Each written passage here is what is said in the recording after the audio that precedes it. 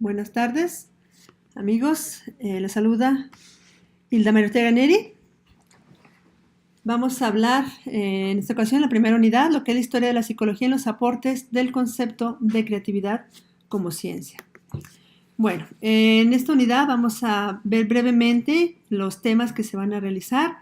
Recuerden, ustedes tienen que basarse para el trabajo con el que se va a evaluar, tienen que basarse tanto en estas diapositivas como en el contenido teórico en PDF que se les va a estar presentando.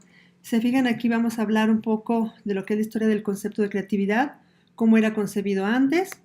Se habla un poquito del concepto de pancreatividad, que muchas de las veces llamamos creatividad a cualquier cosa, a cualquier producto, cualquier actividad de cualquier persona. No siempre todo lo que se hace es creativo.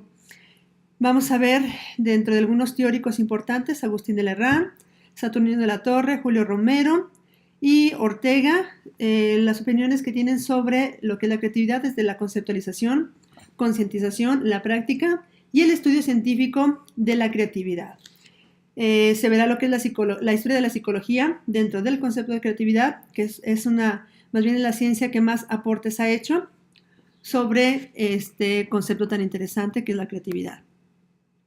Vamos a ver en este esquema, si se fijan, cómo ha sido concebida la creatividad, que puede ser como proceso, producto, valores, capacidades o habilidades, identificación, personalidad, solución de problemas, inteligencia, aprendizaje, actitud creativa o incluso pensamiento creativo. Vamos a ver cómo era concebida la creatividad posterior a la psicología como ciencia, desde antes de la psicología como ciencia y dentro de su metodología. Vemos aquí una imagen muy interesante, cómo era concebida la creatividad o el acto creativo. Más bien, desde el momento de la época de las cavernas, vemos ya actos creativos en el ser humano. Vamos a revisar también brevemente cómo se veía la creatividad, aunque no propiamente el concepto, desde Grecia, Roma, la Edad Media, el Renacimiento. Un breve recorrido sobre cómo ya era vista este concepto desde el siglo XVIII, el siglo XX.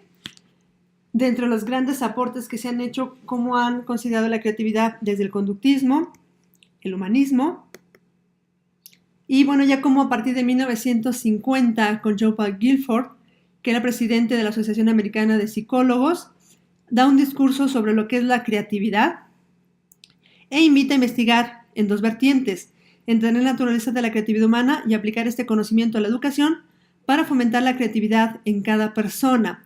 Es aquí el momento del inicio de la investigación científica sobre la creatividad.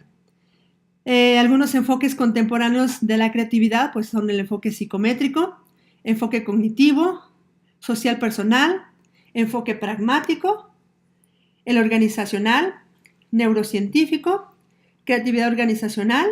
Son algunos enfoques contemporáneos que se van a estar viendo. Y ya actuales teóricos que han estudiado sobre la creatividad, por ejemplo, Manuela Romo, 1997, incluso tiene un libro sobre psicología de la creatividad.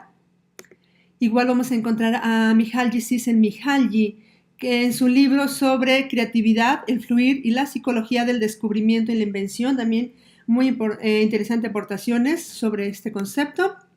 Albertina Midhans, en 95, ella hace referencia a que existe actualmente en la psicología 5 enfoques fundamentales en el estudio de la creatividad. Van a irlos viendo ustedes, cada uno de ellos de manera más detallada. Howard Gardner, en su libro sobre mentes creativas, una anatomía de la creatividad, también muy interesantes aportaciones. Edward de Bono, el pensamiento creativo, el poder del pensamiento lateral para la creación de nuevas ideas. Carlos Alonso Monreal establece que la psicología no es la ciencia de la creatividad, pero la ciencia de la creatividad no es posible sin la psicología. Y aquí tenemos las referencias con las que vamos a estar trabajando. Muy bien, amigos, seguiremos en comunicación.